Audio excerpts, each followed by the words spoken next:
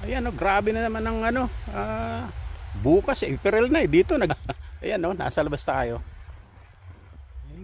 Ang weather dito, di mo alam kung spring kasi pero yan eh, mga dahon tumutubo pero ang paligid di ba ganda oh.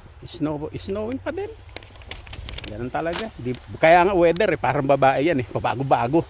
O yan ang karamihan sa ano, yan, pinakikita ko lang sa inyo, ang paligid talagang puro white snow.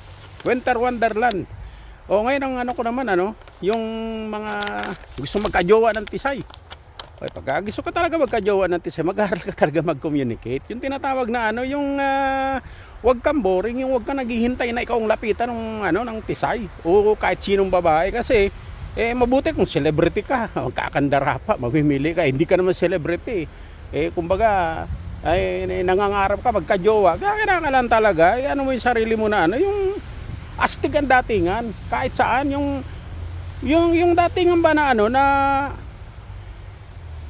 ikaw yung ayun, alam mo yung ano, yung maginoong medyo bastos eh, parang medyo ganun dating eh.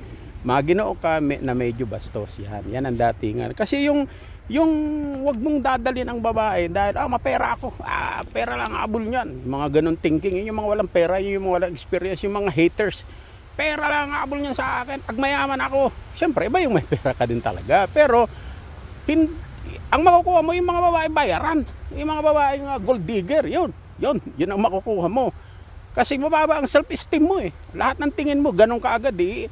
Iiwasan mo ang babae, lalong iiwasan ka kasi nega ka eh. Pero pagka yung datingan na may yung datingan na kakaiba ka, yung astigma, yung self-esteem mo, may sense of humor ka, tapos pag nagsalita ka, may yung napapasaya mo sila, tapos yung ano yung iba talaga yung ano, saka yung hindi ka kabastos-bastusin, hindi ka yung kalbo na patawa. Pag binastos mo ako bahala sa buhay mo.